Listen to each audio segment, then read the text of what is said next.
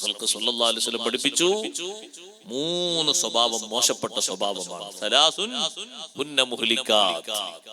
3 സ്വഭാവങ്ങൾ അത് ഓരോരുത്തരെയും നാശത്തിലേക്ക് കൊണ്ടുപോകും. അള്ളാഹു കാത്തുരക്ഷിക്കട്ടെ. 3 വരാൻ പാടില്ല.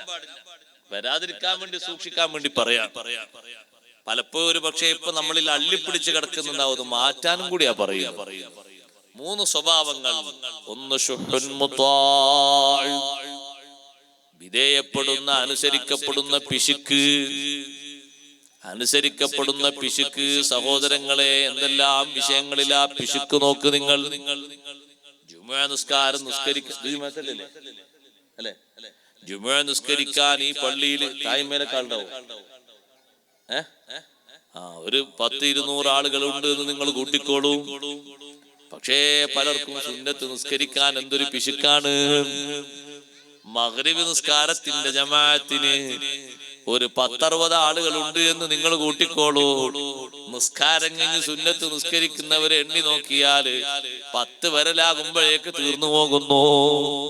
പിശുക്കല്ലേ സഹോദരങ്ങളെ? സുന്നത്തിലുള്ള പിശുക്കിന് അടിമപ്പെട്ടിരിക്കുകയാണ്. വിധേയപ്പെടുന്ന പിശുക്ക് അത് മനുഷ്യനെ നാശത്തിലേക്ക് കൊണ്ടുപോകും.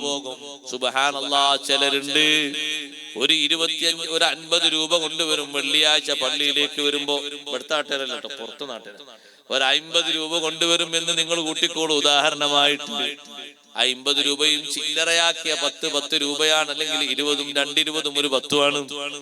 ഒരു പാവപ്പെട്ട മനുഷ്യൻ അവിടെ വന്നിട്ടുണ്ട്.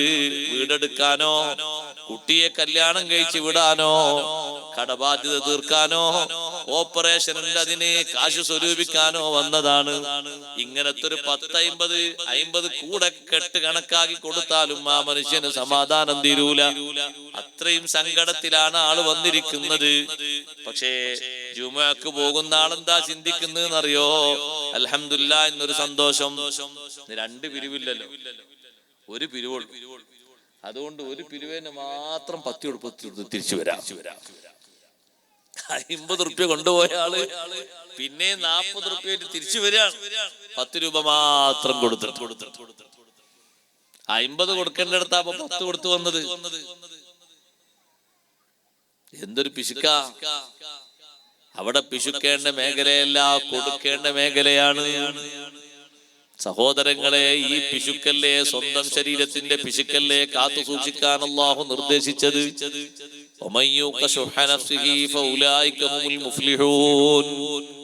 സ്വന്തത്തിൽ പിശുക്ക് പാടില്ല. ഭാര്യ മക്കൾക്ക് ചെലവ് കൊടുക്കുന്നിടത്തും ചില ആളുകൾക്ക് കാണാം പിശുക്ക്. അല്ലേ? പിശുക്കാൻ പാടില്ല. പിശുക്കുണ്ട് എന്ന് വേഗം മനസ്സിലാകാൻ എങ്ങനെ അറിയാം? പൊരേന്ന് ഭാര്യ അവരെ വിളിക്കാണ്, പിന്നെ ഇന്ന സാധനം ഒക്കെ കഴിഞ്ഞിട്ടുണ്ട്. അപ്പൊ കഴിഞ്ഞിട്ടുണ്ട് എന്ന് കേൾക്കുമ്പോഴേക്കന്നെ കൊണ്ടുപോകുന്ന ആൾക്കാർക്ക് അൽഹംദുലില്ലാഹ് സന്തോഷം ഉണ്ടാകേണ്ടത്. കാരണം നമ്മൾ കൊണ്ടുപോയ സാധനം ഉപയോഗിച്ചതിന് നല്ല മനസ്ഥിതിയോടല്ലേ കൊണ്ടുപോയി കൊടുത്തത്, നല്ല രൂപത്തിലല്ലേ ഉപയോഗിച്ചത്. ഇനിയും അങ്ങനെ തന്നെയല്ലേ കൊണ്ടെടുക്കാനുള്ളത്. ഇത്ര പെട്ടെന്ന് തീർന്നോ? എന്നാ നീ ഞാൻ കൊണ്ടുവരുന്നില്ല. എത്ര പെട്ടെന്നാ ചെലവഴിക്കുന്നത്. പിന്നെ ഒരു സാധനം കൊണ്ടുപോയി കൊടുത്തിന് കാലാകാലം ഉപയോഗിക്കാണ്ടാവോ? ഇല്ല. അതൊരു അലക്കുന്ന സോപ്പാണെങ്കിലും ശരി, പത്തിരി ചുടുന്ന പൊടിയാണെങ്കിലും ശരി, അതിനൊക്കെ ഒരു കാലാവധി അത് കഴിഞ്ഞാൽ അത് കഴിയും. അപ്പൊ പിന്നെ വിളിച്ചു പറഞ്ഞ പെണ്ണിനോട് അവിടെ ഇത്ര പെട്ടെന്ന് തീർന്നോ, ഇത്ര വേഗം തീർന്നോ എന്ന് പറയുന്നതിന് അർത്ഥമല്ല. പറ്റ പിശുക്കാൻ പാടില്ല. പറ്റ പിശുക്കിയാൽ അത് ബുദ്ധിമുട്ടാണ്. പറ്റ പിശുക്കിയാല് പിന്നെ അബൂ സുഫിയാന്റെ ഭാര്യ വന്ന് പറഞ്ഞതുപോലെ പറയും, പെണ്ണുങ്ങൾ വന്ന് പരാതി പറയും. നബി സല്ലല്ലാഹു അലൈഹി വസല്ലം വന്നിട്ട് പറഞ്ഞു, നബിയെ, എന്റെ ഭർത്താവിനെ പറ്റി തങ്ങൾക്ക് അറിയൂലേ? ചിലപ്പോഴൊന്നും കാര്യമായിട്ട് ചെലവിനുള്ള ഒന്നും തരൂല. അപ്പൊ ഹബീബ് സല്ലല്ലാഹു അലൈഹി വസല്ലം തങ്ങൾ പറഞ്ഞു, നിങ്ങൾ വിഷമിക്കണ്ട, നിങ്ങൾക്കും നിങ്ങൾക്ക് മക്കൾക്കും വേണ്ടത് മുപ്പൊരു സമ്പത്ത് കൊണ്ടുവന്നിടുന്നുണ്ട്, ആവശ്യത്തിന് എടുത്തോളൂ എന്ന് പറഞ്ഞു. ചോദിച്ചോളന്നില്ല. നമ്മളെ നാട്ടിൽ ചോദിക്കാതെ ദൂരപ്പെടുത്താൻ പിന്നെ അവിടെ തൊലാക്ക് 1, 2, 3 ഒപ്പം കഴിയൂലേ? ആവശ്യത്തിന് എടുത്തോളൂ എന്നാ തങ്ങൾ പറഞ്ഞു. ആവശ്യത്തിന് തരണ്ടേ? തരാതിരുന്ന പിന്നെ ഇങ്ങനെ ചെലവിന് മുന്നോട്ട് പോണു. പാകത്തിന് എടുത്തോളൂ, നിങ്ങൾക്കും നിങ്ങളെ മക്കൾക്കും മതിയാകുന്ന എടുത്തോളൂ എന്ന് പറഞ്ഞു. ഓവർ എടുക്കണ്ടാന്ന് പറഞ്ഞു. പിശുക്കരുത്, പാകത്തിന് ഭക്ഷണം കൊടുക്കണം, നല്ല പാകത്തിൽ ചെലവ് കൊടുക്കണം. ഓവറാകണ്ട, പാകത്തിന് തൃപ്തിയാകുന്ന രൂപത്തിൽ ചെലവ് ചെയ്യണം.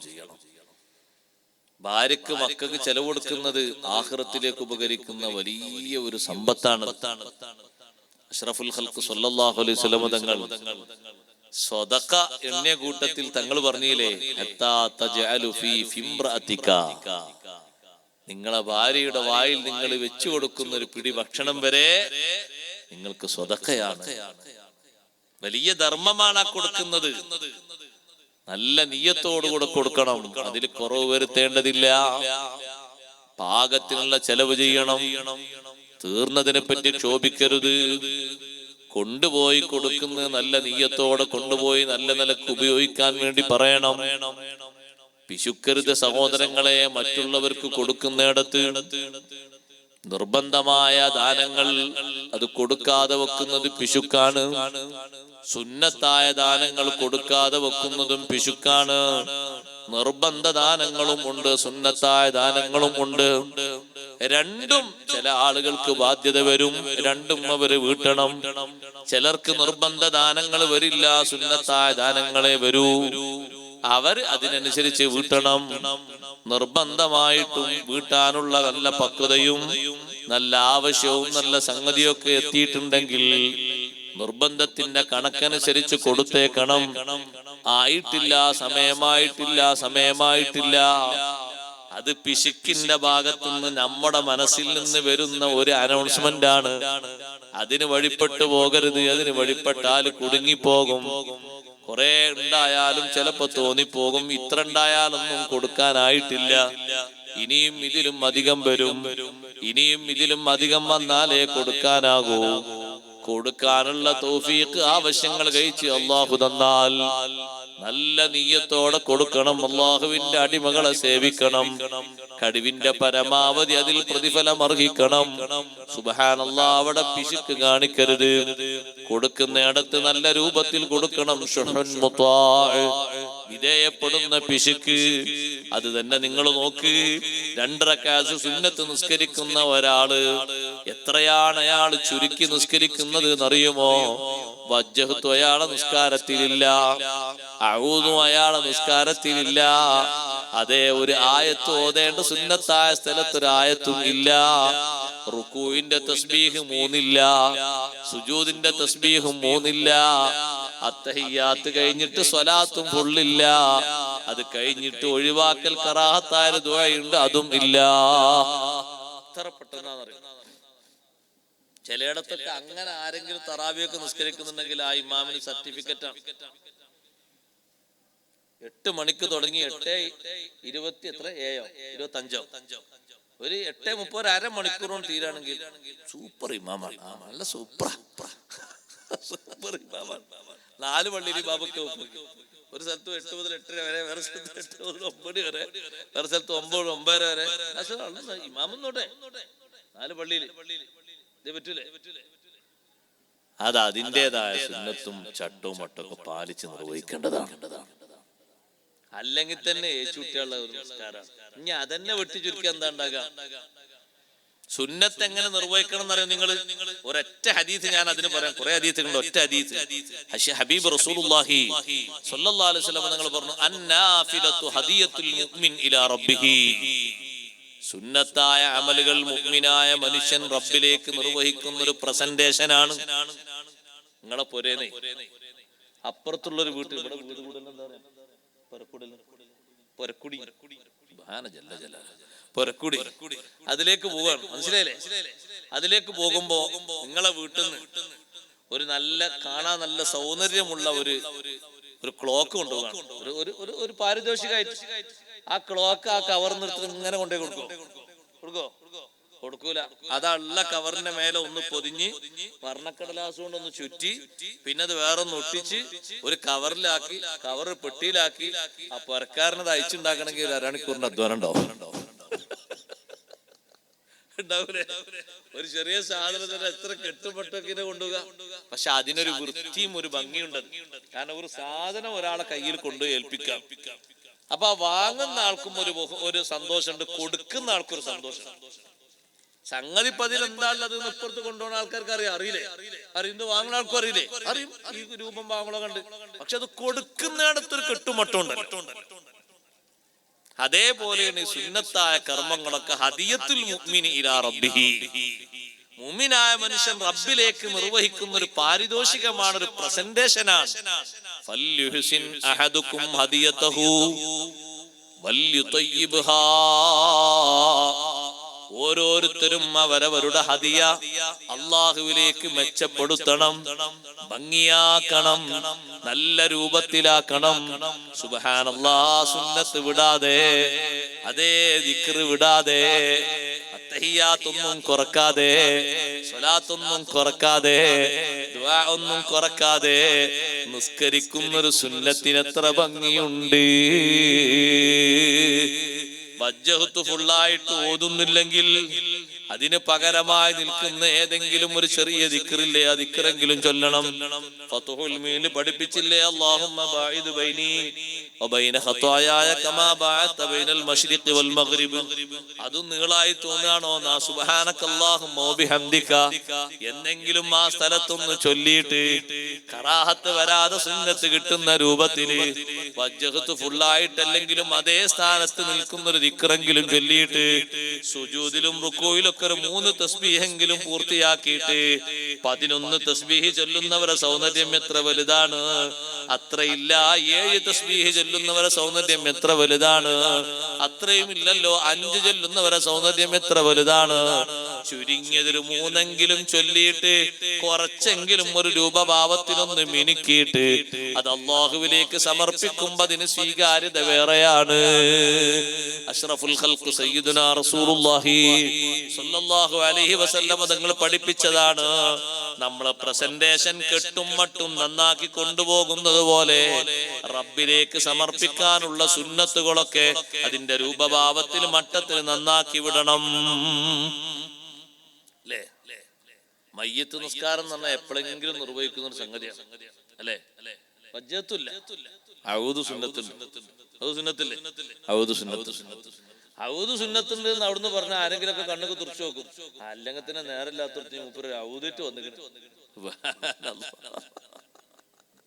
ആൾക്കാരെ നോട്ടം കണ്ടാല് അന്ന് ഏതെങ്കിലും കുട്ടി കുടിച്ചു പോണ്ടി വരും പേടിയായിട്ട്.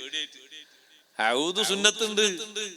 രണ്ടാമത്തെ തക്ബീറിന് ശേഷം സ്വലാത്ത് ചൊല്ലുന്നതിന്റെ മുമ്പ് അല്ലാഹുമ്മ സ്വല്ലി അലാ സയ്യിദിനാ മുഹമ്മദിൻ വഅലാ ആലി സയ്യിദിനാ മുഹമ്മദിൻ തുടങ്ങുന്നതിന് മുമ്പ് ഒരു ഹംദ് ചൊല്ലൽ സുന്നത്തുണ്ട്. അൽഹംദുലില്ലാഹി റബ്ബിൽ ആലമീൻ. സ്വല്ലി എന്ന് ചൊല്ലുന്നതിന്റെ കൂടെ വസല്ലിം എന്നുകൂടി ചൊല്ലണം. അല്ലാഹുമ്മ സ്വല്ലി വസല്ലിം അലാ സയ്യിദിനാ മുഹമ്മദ്. അതൊക്കെ കഴിഞ്ഞിട്ട് ഫിൽ ആലമീന ഇന്നക ഹമീദും മജീദ് എന്ന് കഴിഞ്ഞിട്ട് അല്ലാഹുമ്മഗ്ഫിർ ലിൽ മുഅ്മിനീന വൽ മുഅ്മിനാത്ത് എന്നുകൂടി പറയൽ സുന്നത്തുണ്ട്. ഇതൊക്കെ പാലിച്ചുള്ള ഒരു നിസ്കാരാകുമ്പോ ആ നിസ്കാരത്തിന് കെട്ടുമുട്ടും വേറെ ഉണ്ടാകും. ഇതുകൊണ്ടാണ് ഈ സുന്നത്തുകളൊക്കെ എടുത്ത് പാലിച്ച് ശീലിച്ച് നിസ്കരിച്ച ആലിമീങ്ങളെ കൊണ്ടും സാദാത്യങ്ങളെ കൊണ്ടൊക്കെ നിസ്കാരത്തിന് മുന്തിക്കുന്നത്. ഇതൊക്കെ പാലിച്ചവർ നിസ്കരിക്കുമ്പോ ബാക്കിയുള്ള ലോക്കൽ നിസ്കാരം പോലെ ആകൂല, അതിന് സ്വീകാര്യത കൂടി കിട്ടും. അതിനാണ് അതൊക്കെ പാലിച്ചല്ലേ അവർ നിസ്കരിക്കുന്നത്, അതിനാണ് അവരെ ഏൽപ്പിക്കുന്നത്. ഇതൊക്കെ പാലിച്ചാകണം നിസ്കരിക്കേണ്ടത്. സുന്നത്തുകളിലുള്ള സുന്നത്തുകളും ഫർദുകളൊക്കെ പാലിക്കണം, കൃത്യമായിട്ട് ഭംഗിയാക്കിയിട്ട് നിർവഹിക്കണം. അല്ലാഹു തആല തൗഫീഖ് നൽകുമാറാകട്ടെ. സഹോദരങ്ങളെ, ഓരോ സുന്നത്തുകളും അങ്ങനെ ഭംഗിയാക്കി നിർവഹിക്കുമ്പോ അത് നമുക്ക് വലിയ സ്വീകാര്യതക്കുള്ള മാർഗമാണ്. അതേ, അതിൽ പിശുക്കരുത് എന്നാ ഞാൻ പറഞ്ഞത്. ഷുഹുൻ മുതാഅ്, ഒരു മനുഷ്യനെ പരാജയത്തിലേക്ക് കൊണ്ടുപോകുന്ന കാര്യമാണ്. 3 എണ്ണിയപ്പോൾ ഷുഹുൻ മുതാഅ്, വഴിപ്പെടുന്ന തരത്തിലുള്ള പിശുക്ക്. ആ പിശുക്ക് വേണ്ട. അതേ, ആവശ്യത്തിന് ഉപയോഗിക്കേണ്ടത് ചെലവഴിക്കേണ്ടത് അതേ രൂപഭാവത്തിൽ ഉപയോഗിക്കണം, ചെലവഴിക്കണം. അവിടെ പിശുക്കരുത്. നല്ല രൂപത്തിലും ഭാവത്തിലും ചെലവഴിക്കണം. വിധേയപ്പെടുന്ന തരത്തിലുള്ള പിശുക്ക് മനുഷ്യനെ നാശത്തിലേക്ക് കൊണ്ടുപോകും. അത് സ്വന്തത്തിലാണെങ്കിലും മക്കളിലാണെങ്കിലും കുടുംബത്തിലാണെങ്കിലും ഇബാദത്തിലാണെങ്കിലും ഒക്കെ അങ്ങനെ തന്നെ. അവിടെയൊന്നും പിശുക്കണ്ട. അഷ്റഫുൽ ഖൽഖ് സയ്യിദുനാ റസൂലുള്ളാഹി സ്വല്ലല്ലാഹു അലൈഹി വസല്ലം തങ്ങളെ പേര് എഴുതുകയാണ്. ഒരാള് പേര് എഴുതുന്നിടത്ത് നബി ഇമാം റളിയല്ലാഹു അൻഹു പിശുക്കരുത്, സ്വലാത്ത് പൂർണ്ണമായി എഴുതണം.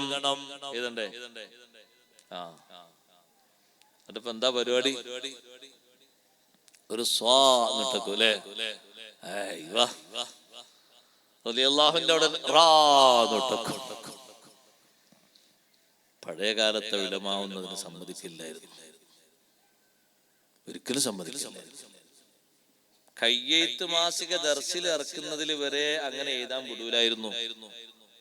നമ്മളെ ഉസ്താദുമാരിൽ ഒരു ഉസ്താദാണ് മർഹൂം TC ഉസ്താദ്. മുമ്പ് ഓതിയപ്പോ ചെറിയ പിസ്ഥാനിൽ തോന്നുന്നതിന് മുമ്പ് ആക്കോട് TC ഉസ്താദ്, അള്ളാഹു ദർജയേറ്റി കൊടുക്കട്ടെ. അവര് കയ്യെഴുത്ത് മാസിക എഴുതുന്നതിന്റെ മുമ്പ് എഴുത്തുകാരെയും അതിന്റെ ആൾക്കാരെയൊക്കെ വിളിച്ചിട്ട് നസീഹത്ത് ഉണ്ടാകും, ഒരു 10-15 മിനിറ്റ്. ആ നസീഹത്തിൽ കാര്യമായിട്ട് അദബുകളാണ്, കാര്യമായി അല്ലാത്ത നസീഹത്താണ്. എങ്ങനെ എഴുതണം, എഴുതുമ്പോ എന്തെല്ലാം ശ്രദ്ധിക്കണം, ഏതെല്ലാം രൂപത്തിൽ എഴുതുമ്പൊക്കെ കറക്റ്റായിട്ട് റെഡി ആയിട്ട്. ഒന്നും ആ മാസിക നമ്മളിങ്ങനെ മറിച്ചു നോക്കിയിട്ടുണ്ടെങ്കിൽ അദബുകേടായിട്ട് ഒന്നും ഉണ്ടാകൂല.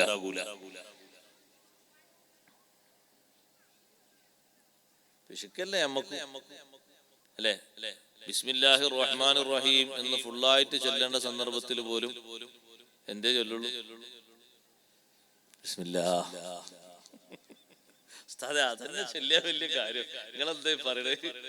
ബിസ്മില്ലാഹിർ റഹ്മാനിർ റഹീം ഫുള്ളായിട്ട് ചൊല്ലണം. സൈനുദ്ദീൻ മഖ്ദൂം റളിയല്ലാഹു അൻഹു പറഞ്ഞു, ചില ആൾക്കാർ പറഞ്ഞു അറവ് നടത്തുമ്പോ ബിസ്മില്ലാഹി മദീന അവിടെ വരെ ചെല്ലണം എന്നാ സൈനുദ്ദീൻ മഖ്ദൂം റളിയല്ലാഹു അൻഹു പറഞ്ഞു. അറവ് നടത്തുന്നത് വരെ സ്ഥലത്ത് വരെ ബിസ്മില്ലാഹിർ റഹ്മാനിർ റഹീം ഫുള്ള് ചൊല്ലണം. ചിലരെന്താ അവിടെ ബിസ്മില്ലാഹി മദീന പറയാൻ കാരണം അത് അറവല്ലേ, അതുകൊണ്ട് ഇപ്പുറത്ത് ചൊല്ലുന്ന റഹ്മാനുർ റഹീം അല്ല, റഹ്മത്തിനോട് ചേരൂല. അതിനുള്ള റഹ്മത്ത് തന്നെയാണ് അതിനെ അർത്ഥം കൊണ്ട് മട്ടത്തിന് പണിയാക്കാന്നുള്ളത്. അല്ല കുർജീവനാക്കി വിടുകയല്ലോ, അല്ലെ തലക്കടിച്ച് കൊല്ലല്ലോ. അതിന് പാകപ്പെട്ട രൂപത്തിൽ അതിന്റെ റൂഹിനെ നീങ്ങാനുള്ള അവസരം കൊടുക്കുക. വലിയ ബുദ്ധിമുട്ടും കാര്യമായിട്ട് ഇടങ്ങേറില്ലാത്ത രൂപത്തിലുള്ള അറിവ് നടത്തിയിട്ട് അതൊരു റഹ്മത്താണ്. അപ്പൊ അവിടെയും ചൊല്ലണം ബിസ്മില്ലാഹിർ റഹ്മാനിർ റഹീം. ബിസ്മില്ലാഹി ചൊല്ലണം, ബിസ്മില്ലാഹി ചൊല്ലണം എന്ന് ഹദീസിലൊക്കെ പറഞ്ഞത് സഹോദരങ്ങളെ, അതിന്റെ തുടക്കം പറഞ്ഞു എന്നതാണ്. ഫുള്ളായിട്ട് ചൊല്ലണം. വീട്ടിലേക്ക് ഒരാൾ പ്രവേശിച്ച് കഥ കടക്കുമ്പോഴും ചൊല്ലണം ബിസ്മില്ലാഹിർ റഹ്മാനിർ റഹീം. രാവിലെ ആരാണോ ആദ്യം കതക് തുറക്കുന്നത് അയാൾ ചൊല്ലണം ബിസ്മില്ലാഹിർ റഹ്മാനിർ റഹീം. പാത്രങ്ങളൊക്കെ മൂടി വെക്കുന്ന ഉമ്മമാരെ ബിസ്മില്ലാഹിർ റഹ്മാനിർ റഹീം ചൊല്ലണം.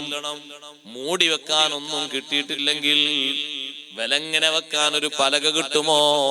എന്നാൽ ആ പലക എങ്ങനെ വിലങ്ങനെ വെച്ചിട്ട് വീതിയിലോ നീളത്തിലോ വെച്ചിട്ട് അപ്പോഴും ചൊല്ലണം ബിസ്മില്ലാഹിർ റഹ്മാനിർ റഹീം. അത് മുഴുവനായിട്ട് ചൊല്ലുന്നത് വലിയൊരു കാവലാണ്. ബിസ്മില്ലാഹിർ റഹ്മാനിർ റഹീം മൊത്തം ഒന്ന് കൂട്ടി നോക്കൂ, 19 അക്ഷരമാണ്. 19 അക്ഷരമില്ലേ ബിസ്മില്ലാഹിർ റഹ്മാനിർ റഹീം എന്നത്? അത് 19 മലക്കുകളിൽ നിന്ന് വലിയൊരു കാവലാണ്. എവിടെയാ 19 മലക്കുകൾ ഉള്ളത്? നരകം കാക്കുന്ന സബാനിയത്തിന്റെ എണ്ണം 19 അല്ലേ? അലൈഹാ 19. ആ നരകത്തിന്റെ ചുറ്റുഭാഗത്തും നിൽക്കുന്ന മലക്കുകൾ 19 എണ്ണമാണ്. അത്രയേ ഉള്ളൂ എന്ന് നിസാരപ്പെടുത്തി കാണണ്ട. ഒരു മലക്കിന്റെ അകലം തന്നെ പറഞ്ഞാൽ തന്നെ വലിയ വിശാലമാണ്. നബി സല്ലല്ലാഹു അലൈഹി വസല്ലം തങ്ങൾ പറഞ്ഞില്ലേ, മാ ബൈന മൻകിബൈ അഹദിഹിം, ആ 19 ഒരാളുടെ 2 ചുമലിനിടയിലുള്ള അകലം, മാ ബൈനൽ മശ്രിഖി വൽ മഗ്രിബി, ഒരൊറ്റ മലക്കിന്റെ 2 ചുമലിനിടയിലുള്ള അകലം മശ്രിഖ് മഗ്രിബിന് ഇടയിലുള്ള അത്രയും വലിയ അകലമാണ്. സുബ്ഹാനല്ലാഹ്, എന്തിനാ 19? ഒന്ന് പോരെയോ സഹോദരങ്ങളെ? ആ ആ 19 മലക്കുകളിൽ നിന്ന് കാവൽ ലഭിക്കാനുള്ള വലിയൊരു ദിക്റും കൂടിയാണ് ബിസ്മില്ലാഹിർ റഹ്മാനിർ റഹീം. ചുരുക്കേണ്ടതില്ല, മുഴുവനായി ചൊല്ലിക്കോളൂ, നല്ല പ്രതിഫലം ലഭിക്കും. അങ്ങനെ പലയിടത്തും നമ്മൾ ചുരുക്കുന്നത് ചുരുക്കണം, ചുരുക്കിയിട്ട് സഹോദരങ്ങളെ മുഴുവനായി ചൊല്ലണം. ദിക്ർ ചൊല്ലുന്നിടത്തും കാണാൻ അങ്ങനെ ആൾക്കാർ ചുരുക്കുന്നത്. ദിക്ർ ചൊല്ലുന്നിടത്ത് ചുരുക്കുന്നത് നിങ്ങൾ ശ്രദ്ധിക്കില്ല, ദിക്ർ ചൊല്ലുന്നിടത്ത് ചുരുക്കുന്ന കണ്ടോ? അല്ലേ, കാണിച്ചു തരാം. ഇമാമു സുബ്ഹാനല്ലാഹ് എന്ന് പറഞ്ഞ മാല പിടിച്ചിങ്ങനെ മറിക്കുമ്പോ സുബ്ഹാനല്ലാഹ് നമുക്കൊരു തംബീഹാക്കിയതാ. അപ്പൊ കുറെ ആളുകൾ എന്ത് ചെയ്യുന്ന അറിയോ?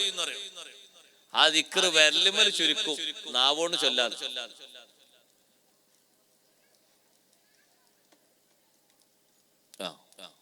ഞാൻ അടുത്ത് പറഞ്ഞോളി. അപ്പൊ നാവുമ്പല് ചൊല്ലാതെ ചുരുക്കി. ചില ആൾക്കാർ ഹൈ സ്പീഡിലാക്കിയിട്ട് സൂന്നുണ്ടാവും. സുബ്ഹാനല്ലാഹ് ഉണ്ടാവുമെന്ന് അറിയില്ല. സുബ്ഹാനല്ലാഹ് എന്നൊക്കെ പറയുമ്പോ എത്ര അക്ഷരമുണ്ട്?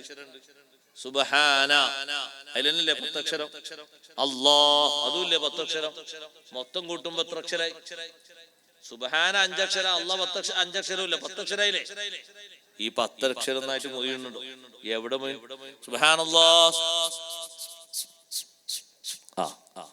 ഈ സൂവാണ് ഇങ്ങനെ കേക്കണ്.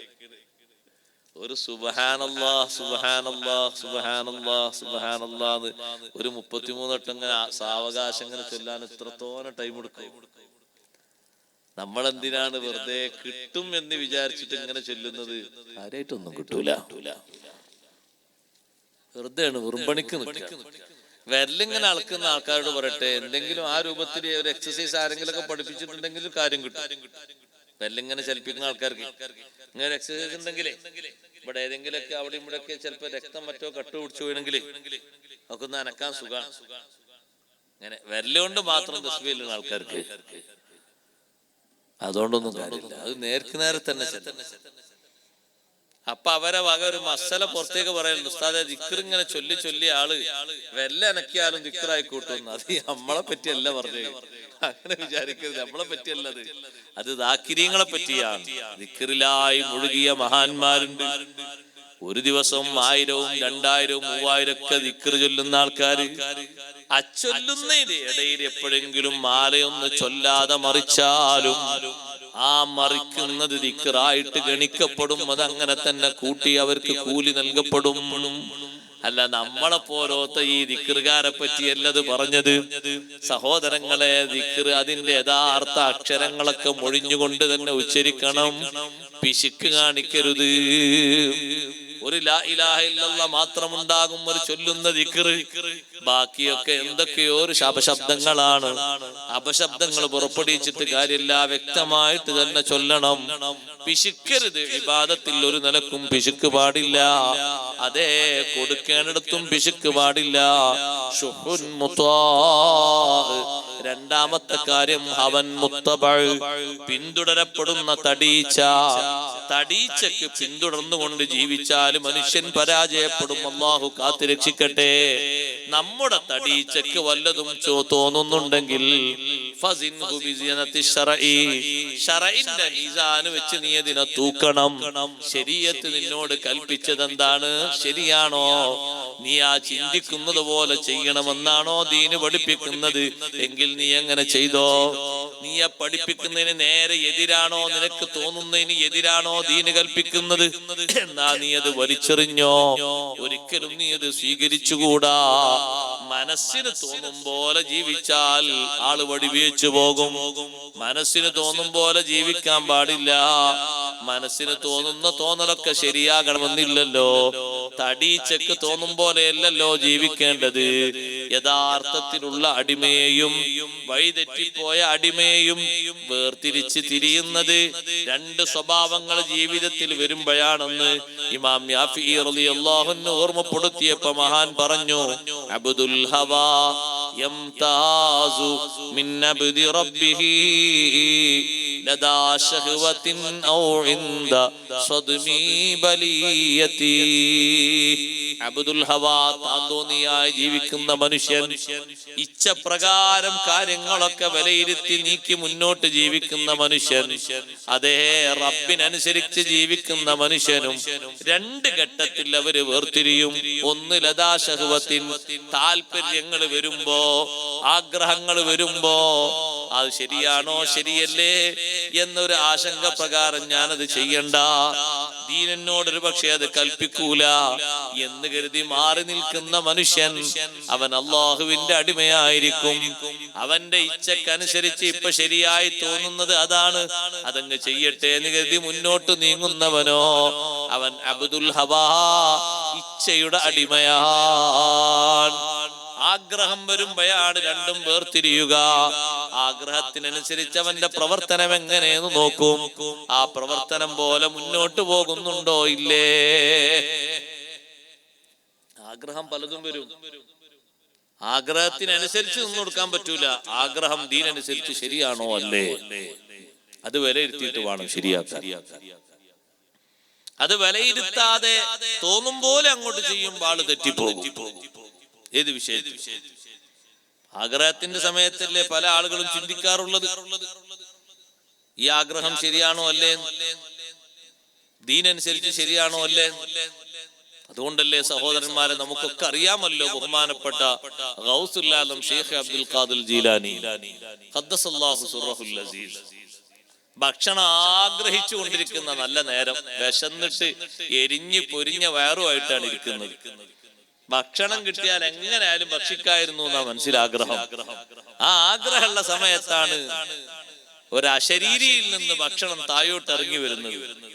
താഴോട്ട് ഇറങ്ങി വരുന്ന ആ ഭക്ഷണ തളികയിലേക്ക് മഹാനവറുകൾ ഒന്നിങ്ങനെ നോക്കിയപ്പോ ആ തളികയിൽ കാണാനുള്ളത് സ്വർണപാത്രവും വെള്ളിക്കോപ്പയുമാണ്. നിറഞ്ഞ രീതിയിൽ കാണാനുള്ളത് ഭക്ഷ്യവസ്തുക്കളും പാനീയങ്ങളും ഒക്കെ നിറഞ്ഞ രീതിയിലാണ്. അതേ ഭക്ഷണം കഴിക്കാൻ ആഗ്രഹമുണ്ടെങ്കിലും മഹാനവർകൾ ആ സമയത്ത് ചിന്തിക്കുന്നത് സ്വർണപാത്രത്തിലും വെള്ളിക്കോപ്പയിലും ഹലാലാക്കി തന്നു എന്നല്ലേ നേരത്തെ അശരീരിയിൽ നിന്ന് പറഞ്ഞത്. ഇത് ഹലാലും ഹറാമുമായി രൂപഭാവം തിരിക്കണമെങ്കിൽ എനിക്കല്ലല്ലോ തിരിക്കേണ്ടത്, എന്റെ നേതാവ്, ഞാൻ അംഗീകരിക്കുന്ന, ഞാൻ പിൻപറ്റുന്ന സയ്യിദുനാ റസൂലുള്ളാഹി സ്വല്ലല്ലാഹു അലൈഹി വസല്ലം നിങ്ങൾക്ക് മാറ്റം വരണ്ടേ. ഇതെനിക്ക് പരീക്ഷണത്തിന് വന്നതാണെന്ന് മനസ്സിലാക്കി മഹാനവർകൾ ഒറ്റ തട്ട് കൊടുത്തുകൊണ്ട് പറഞ്ഞില്ലേ, ശപിക്കപ്പെട്ടവനെ മിണ്ടാതെ പോടാ. ശൈത്താന്റെ ആഗ്രഹം പോലെ നടന്നോ സഹോദരങ്ങളെ? നടന്നില്ല. ഭക്ഷണം കഴിക്കണമെന്ന നല്ല ആഗ്രഹത്തോടെ ഇരിക്കുമ്പോഴും മുന്നിലേക്ക് വന്ന ഭക്ഷണത്തെ പറ്റി, പാത്രത്തെ പറ്റി മഹാനവറുകൾ ചിന്തിച്ച് വിലയിരുത്തുകയായിരുന്നു.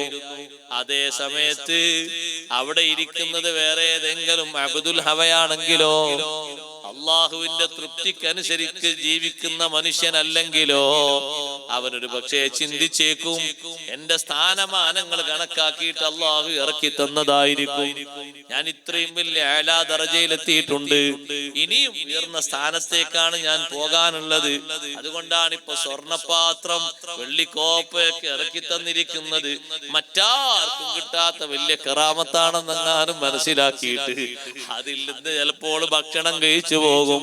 അതേ സമയത്ത് അള്ളാഹുവിനെ അനുസരിക്കുന്ന അടിമയായ ഷെയ്ഖ് ജീലാനി റളിയല്ലാഹു അൻഹു ശറഅ് വെച്ചുകൊണ്ടാണ് അവിടെ വിലയിരുത്തൽ നടത്തിയത്.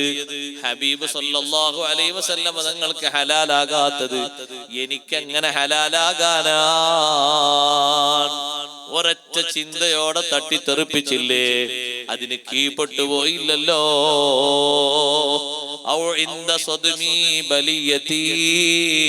അല്ലെങ്കിൽ പരീക്ഷണം വരുന്ന ഘട്ടത്തിൽ പരീക്ഷണം വരുന്ന ഘട്ടത്തിൽ അറിയാം ആരാണ് അള്ളാഹുവിന്റെ അടിമ, ആരാണ് അവക്ക് അനുകൂലമായി പ്രവർത്തിക്കുന്ന ആള് എന്നറിയാം.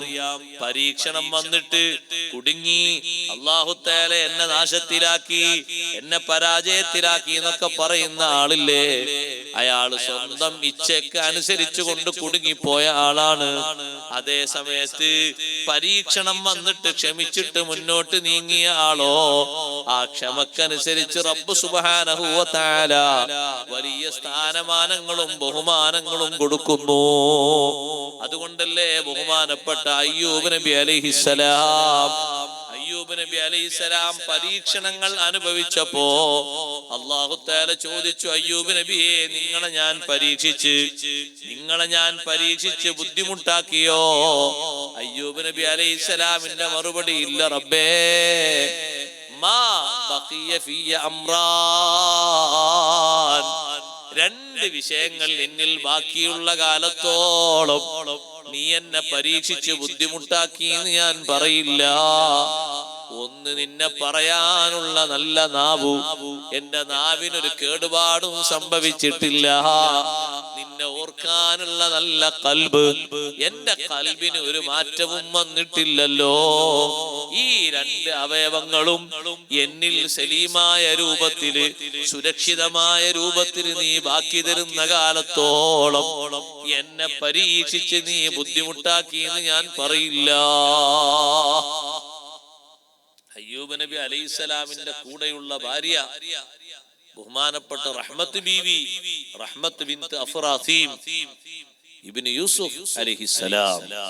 യൂസുഫ് നബി അലൈഹിസ്സലാമിന്റെ മോന്റെ മോളാണത് റഹ്മത്ത് ബീവി, അയ്യൂബ് നബി അലൈഹിസ്സലാമിന്റെ ഭാര്യ.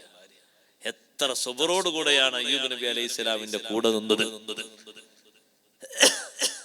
ഇപ്പൊ അടുത്ത് കേട്ടൊരു വാർത്ത കേട്ട നിങ്ങളോട് കൂടുതലായി സംസാരിക്കാൻ എനിക്ക് സമയമില്ല. ഇപ്പൊ അടുത്ത് കേട്ടൊരു വാർത്ത, ഞാനത് കേട്ട് കുറെ ഈ ചരിത്രം ഇങ്ങനെ ആലോചിച്ചു പോയി.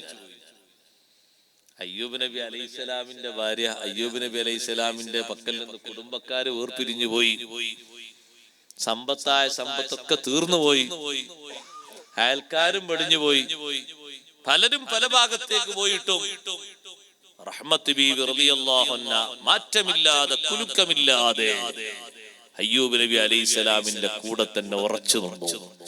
എന്റെ ശബ്ദം ശ്രവിക്കുന്ന ഉമ്മമാരോട്, ചെറുപ്പക്കാരികളോട്, സഹോദരിമാരോട് ഞാൻ പറയട്ടെ, നല്ല ക്ഷമാപൂർവം പരലോകത്തിന് വേണ്ടി ജീവിക്കണം. നിങ്ങള് ദുനിയാവിനെ ആശിച്ച്, ദുനിയാവിനെ മോഹിച്ച് വേറെ ഏതെങ്കിലും ആളുകൾ ജീവിക്കുന്ന ഏതെങ്കിലും വീഡിയോകൾ കണ്ട് ജീവിതം നിങ്ങൾ പറത്തിപ്പോയാൽ പരീക്ഷണം നിങ്ങൾക്ക് മതിയാകൂല. ദുനിയാവ് കൊണ്ട് മാത്രം മതിയാകൂല, ആഖിറത്തിലും പരീക്ഷണം ഏൽക്കേണ്ടി വരും. റഹ്മത്ത് ബീവി റളിയല്ലാഹു അൻഹയോട് ചോദിച്ചു, അവരൊക്കെ പോയപ്പോ അയ്യൂബ് നബി അലൈഹിസ്സലാം ചോദിച്ചു, നിങ്ങൾ പോകുന്നില്ലേ? ഇല്ല ഭർത്താവേ, ഞാൻ നിങ്ങളെ വേർപിരിയുന്നില്ല. എന്റെ ജീവിതത്തിന്റെ അവസാന സമയം വരെ പൊന്നുപോലെ നിങ്ങളെ പരിരക്ഷിക്കാനും ശുശ്രൂഷിക്കാനും നിങ്ങളോടൊപ്പം ഞാനുണ്ട്. ആരില്ലെങ്കിലും അത് വിഷയമല്ല, ആര് തന്നെ കൂടൊഴിഞ്ഞു പോയാലും അത് പ്രശ്നമല്ല. അടുത്ത് കേട്ടെന്താ അറിയോ? ഒരാള് ഗൾഫിൽ നിന്ന് വന്ന് ഇവിടെ നല്ല വീടൊക്കെ ഉണ്ടാക്കി, അയാൾക്ക് 4-5 മക്കളുണ്ട്. അങ്ങനെ ഇവിടെ അത്യാവശ്യം ജീവിക്കാനുള്ള ചില സെറ്റപ്പ് ഒക്കെ ഉണ്ട്. പക്ഷേ കുറച്ചു കാലം അയാൾ ഇവിടെ നിൽക്കേണ്ടി വന്നപ്പോ ഗൾഫിലെ ജോലി പോയി. ഗൾഫിലെ ജോലി പോയപ്പോ ഈ പെണ്ണ് പറഞ്ഞു, ഞാൻ പോവാണ്. ഈ പെണ്ണ് പറഞ്ഞു, ഞാൻ പോകാണ്. സുബ്ഹാനല്ലാഹ്. ആ പെണ്ണ് ഗൾഫ് കണ്ടിട്ടാണോ ഈ ചെറുപ്പക്കാരനെ സ്വീകരിച്ചത്? സഹോദരങ്ങളെ, ഗൾഫിലെ ജോലി പോയപ്പോഴേക്കും പെണ്ണ് പോയി. പെണ്ണ് പറഞ്ഞു, ഇനി നിങ്ങളോടൊപ്പം ഞാൻ ജീവിക്കണില്ല, നിങ്ങൾക്ക് ഞാൻ ഖുൽഉ തരാം. നിങ്ങൾ ഉദ്ദേശിക്കുന്ന സംഖ്യ അത്രയും തന്നിട്ട് നിങ്ങളെ ഞാൻ ഒഴിവാക്കാൻ പോകാണ്, നിങ്ങളത് സ്വീകരിച്ചാൽ മതി. പെണ്ണിന്റെ ഭാഗത്തുനിന്ന് ആണുങ്ങൾ ഒഴിവാക്കാനുള്ള ഒരു മാർഗം ഖുൽഉ. ഞാൻ പറഞ്ഞു, തൊലാഖല്ലേണ്ട ഒരു സംഗതി എനിക്കുണ്ടായില്ല, ഞാൻ ഇതിന് തൊലാഖല്ലാണ്. പലരും പറഞ്ഞു ആ പോയ പെണ്ണിന് തൊലാക്കില്ലേ. ഞാൻ തൊലാക്കല്ല, എന്റെ ഭാഗത്തൊന്നും സംഗതി ഒന്നും ഉണ്ടായിട്ടില്ല. അവൾ എനിക്ക് ഇഷ്ടപ്പെടാതായിട്ടില്ല. അവൾക്ക് സൗകര്യം കുറഞ്ഞു പോയതിന്റെ പേരിലല്ലേ. അവളായിട്ട് ഒഴിവാക്കണമെങ്കിൽ ഒഴിവായിക്കോട്ടെ എന്ന് പറഞ്ഞു. ആ പെണ്ണ് അതും സ്വീകരിച്ചു. നിങ്ങൾ ആലോചിച്ചു നോക്കി.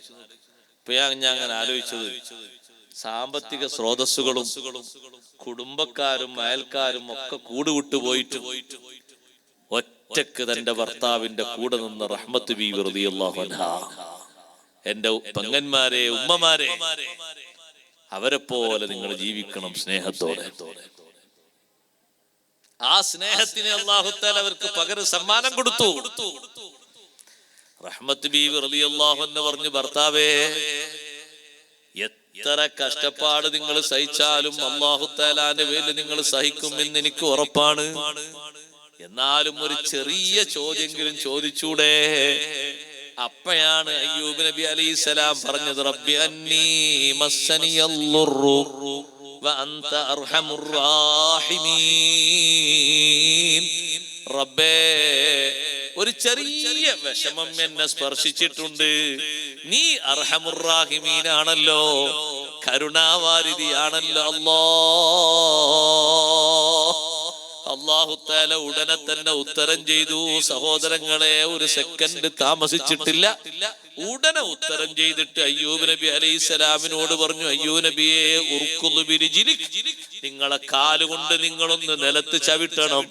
ചവിട്ടുമ്പോ അവിടുന്ന് നല്ല ഉറവ പൊട്ടി ഒഴുകി വരും. ആ പൊട്ടി ഒഴുകി വരുന്ന ഉറവയിൽ നിന്ന് വെള്ളമെടുത്ത് നിങ്ങൾ ശരീരത്തിൽ ഒഴിക്കണം. നിങ്ങളെ നല്ല സെറ്റപ്പുള്ള ബോഡി നിങ്ങൾക്ക് ഞാൻ തിരിച്ചു തരും. എന്റെ മാർഗത്തിൽ നിങ്ങൾ സ്വബർ ചെയ്തല്ലോ, ഒരു പരാതിയും പറഞ്ഞില്ലല്ലോ. സ്വന്തമായി നിങ്ങൾ ചോദിച്ചതല്ല, ഭാര്യ ആവശ്യപ്പെട്ടപ്പോ ഭാര്യയ്ക്ക് വേണ്ടി ഒരു ചോദ്യം ചോദിച്ചതല്ലേ. എത്ര കാലം നിങ്ങൾ ക്ഷമിക്കാനും ഒരുക്കമാണല്ലോ. അങ്ങനെ അതാ കാലുകൊണ്ടൊരു ചവിട്ടിയപ്പോ നല്ല തെളിനീരിങ്ങനെ ഒഴുകി വന്നപ്പോ അതിൽ നിന്ന് മുക്കി ശരീരത്തിൽ ഒഴുക്കിയപ്പോ നല്ല ഭംഗിയുള്ള ശരീരം വന്നു. ഒരു കല പോലും കാണാനില്ല, ഒരു ക്ഷീണം പോലും പറ്റിയത് അറിയാനില്ല. ووهبنا له أهله ومثلهم معهم رحمة منا وذكرى لأولي الألباب. കുടുംബക്കാരെയും അയൽക്കാരെയും സമ്പത്തും നമ്മൾ അയ്യൂബ് നബി അലൈഹിസ്സലാമിന് ഓശാരമായി കൊടുത്തു. എന്തിന്? ദിക്റാ ലിഉലിൽ അൽബാബ്, ബുദ്ധിയുള്ള മനുഷ്യന്മാര് ചിന്തിക്കാൻ വേണ്ടി. അള്ളാഹുവിന്റെ മാർഗത്തിൽ പരീക്ഷണം വരുമ്പോ ഒരു പരാതിയും പെടാതെ അള്ളാഹുവിലേക്ക് സ്വബർ ചെയ്യുക, പടച്ച റബ്ബിലേക്ക് ചോദിക്കുക. മറ്റൊരാളോട് ശിക്കായത്ത് പറയാതെ, അള്ളാഹ് എന്നെ കുടുക്കി കളഞ്ഞു, അള്ളാഹു എന്നെ ചതിച്ചു കളഞ്ഞു, ഞാൻ പടച്ചവനോട് എന്ത് തെറ്റാ ചെയ്തത്, എന്നെ മാത്രം എന്തിനാ അങ്ങനെ പരീക്ഷിക്കണത് എന്ന ആവലാദികളൊന്നും പറയാതെ, നീയല്ലേ അള്ളാഹുവേ തന്നത്, നീ തന്നത് ഞാൻ സ്വീകരിക്കുന്നു, ഞാനതിൽ ക്ഷമിക്കുന്നു, ഞാനങ്ങനെ മുന്നോട്ട് കൊണ്ടുപോകുന്നു. നിന്റെ ഖളാ അല്ലാതെ ഇവിടെ നടക്കില്ലല്ലോ. ക്ഷമാപൂർവം മുന്നോട്ട് നീങ്ങിയപ്പോ കുടുംബത്തെ തിരിച്ചു കൊടുത്തു, അയൽക്കാരെ മടക്കി കൊടുത്തു, സമ്പത്ത് നേരത്തെ ഉള്ളതിനേക്കാളും കൊടുത്തു. റഹ്മത്ത് ബിൻത് അഫ്റാസിം റളിയല്ലാഹു അൻഹയുടെ മനസ്സ് എത്ര സന്തോഷപൂരിതമായി. അതുകൊണ്ട് ഉമ്മമാരെ, പരീക്ഷണം വരുന്ന ഘട്ടത്തിൽ അല്ലാഹു നോക്കുന്നത് ഇവൻ അബ്ദുൽ ഹവയാണോ അതല്ല അബ്ദുൽ ഇലാഹാണോ, അള്ളാഹുവിന്റെ അടിമയാണോ അതല്ല സ്വന്തം തടീച്ചക്കനുസരിച്ച് പ്രവർത്തിച്ച് മുന്നോട്ട് പോകുന്ന ആളാണോ. ഈ ഒരു പരിശോധനയാണ് അവിടെ നടക്കുന്നത്. അവിടെ തോറ്റുപോകരുത്. അവൻ പിന്തുടരപ്പെടുന്ന തടീച്ച അത് മനുഷ്യനെ തകർക്കും, നാശത്തിലേക്ക് കൊണ്ടുപോകും. മനസ്സിലെന്ത് പൂതി വന്നാലും ശരീഅത്തിൽ അതിന് സ്ഥാനമുണ്ടോ, ദീനത് അംഗീകരിക്കുന്നുണ്ടോ?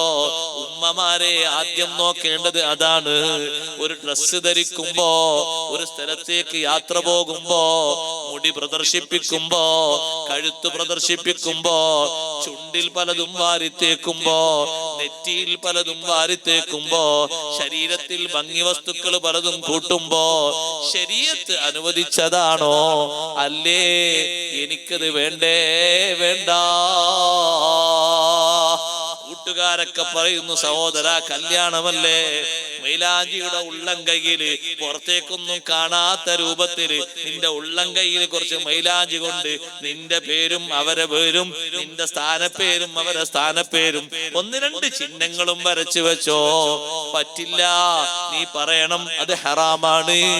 പുരുഷന്മാർക്ക് ഹറാമെന്ന് മാത്രമല്ല, കബീറത്ത് കൂടിയാണ്, വൻ കുറ്റവുമാണ്. അതുകൊണ്ട് നിങ്ങൾ എത്ര ആള് പറഞ്ഞാലും ആര് സപ്പോർട്ട് ചെയ്താലും ഞാനത് ചെയ്യാനില്ല എന്ന് നീ തുറന്നങ്ങ് പറയണം. അപ്പോഴേ നീ അബ്ദുൽ ഇലാഹാവൂ, അള്ളാഹുവിന്റെ ആജ്ഞക്കനുസരിച്ച് ജീവിക്കുന്നവനാകൂ. ആ ഹറാമിന് സപ്പോർട്ട് ചെയ്ത് തത്തുല്യമായ ഏതെങ്കിലും ഒരു വിഷയങ്ങൾക്ക് സപ്പോർട്ട് ചെയ്ത് അവരുടെ ഇഷ്ടങ്ങൾ സാധിപ്പിച്ചു എന്ന് കരുതിയിട്ട് ദുനിയാവിലൊന്നും കിട്ടാനില്ല. ആഖിറത്തിലാണെങ്കിൽ അതിന്റെ പേരിൽ വലിയ പരീക്ഷണവും വരാനുണ്ട്.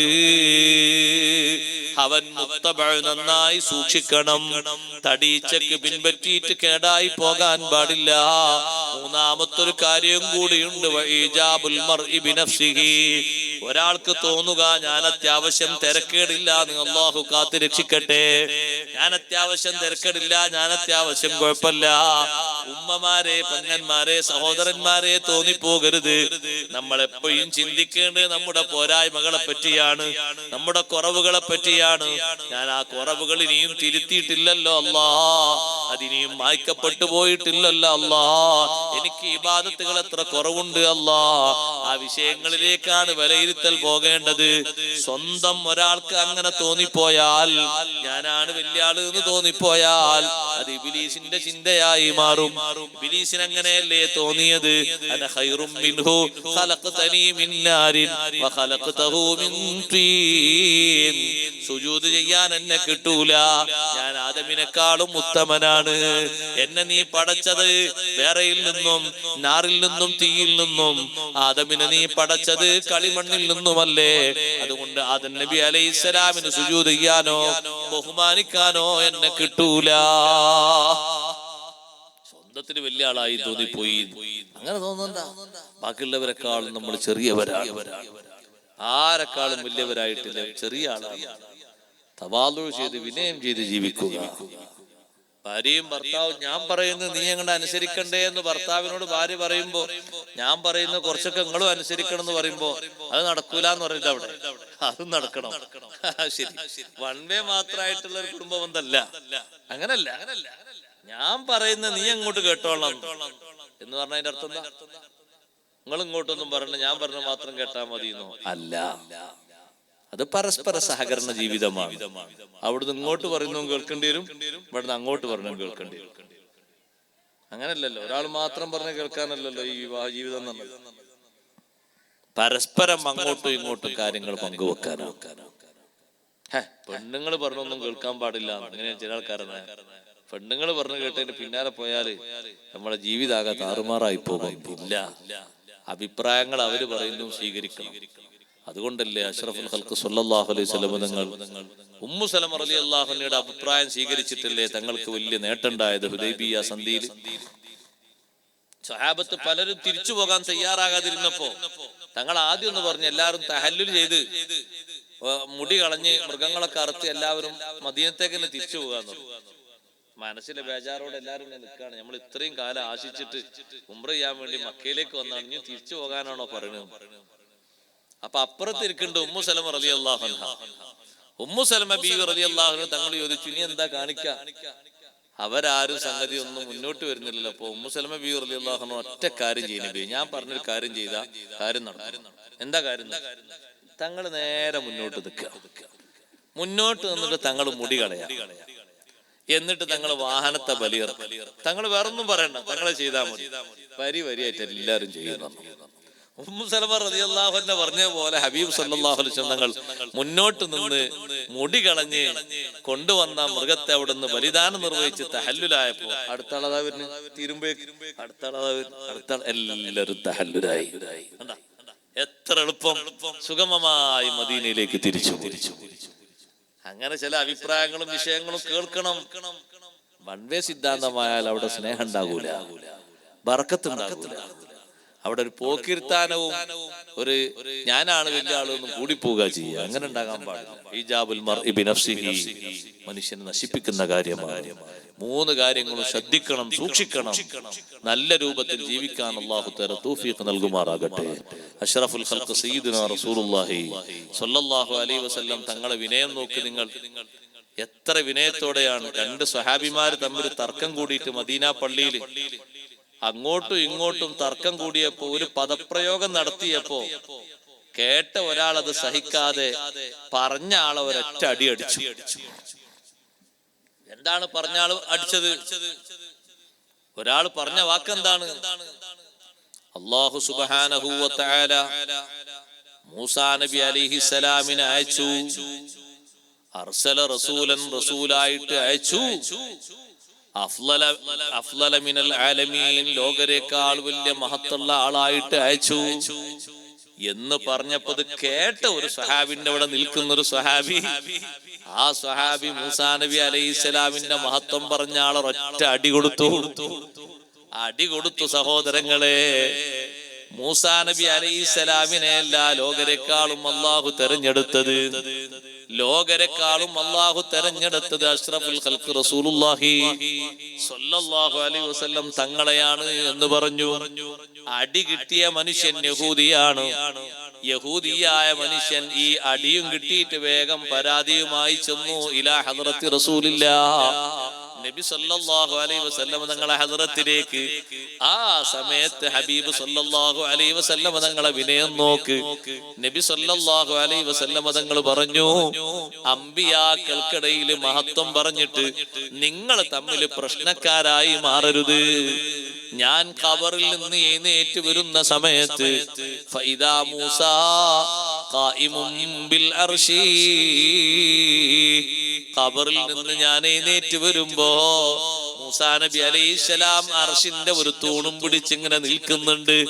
സുബ്ഹാനല്ലാഹ്, മൂസാ നബി അലൈഹിസ്സലാമിന് അല്ലാഹു ബഹുമാനം കൊടുത്തിട്ടുണ്ട്. നിങ്ങൾ മൂസാ നബി അലൈഹിസ്സലാമിന്റെ ബഹുമാനം ഒരാൾ പറയുമ്പോഴേക്ക് അയാൾ അടിച്ച് പരിക്കേൽപ്പിക്കരുത്. മൂസാ നബിക്കുണ്ട് ബഹുമാനം, നബി നിങ്ങളെ ബഹുമാനം കുറവാണ് എന്നല്ല, നിങ്ങൾ തമ്മിൽ അങ്ങോട്ടും ഇങ്ങോട്ടും കലഹിക്കുന്ന രൂപത്തിൽ ബഹുമാനം പറയേണ്ടതില്ല. മൂസാ നബി അലൈഹിസ്സലാമിന് ബഹുമാനമുണ്ട്. ഞാൻ ഖബറിൽ നിന്ന് എഴുന്നേറ്റ് വരുമ്പോ ഇങ്ങനൊരു അവസ്ഥ കണ്ടത് നബി സല്ലല്ലാഹു അലൈഹി വസല്ലം തങ്ങൾ പറഞ്ഞു, എന്റെ മുമ്പ് മൂസാ നബി അലൈഹിസ്സലാം എഴുന്നേറ്റതാണോ?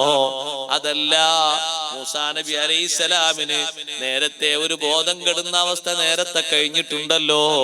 അതുകൊണ്ട് തന്നെ ഇവിടെ എല്ലാവരും ബോധം കെട്ടു പോകുന്ന സമയത്ത് സൂറിൽ ഊതപ്പെടുമ്പോ കണക്കിന് മൂസാ നബി അലൈഹിസ്സലാമിന് എഴുന്നേൽക്കാനായിട്ട് അങ്ങനെ എഴുന്നേറ്റതാണോ? എനിക്കറിയൂല.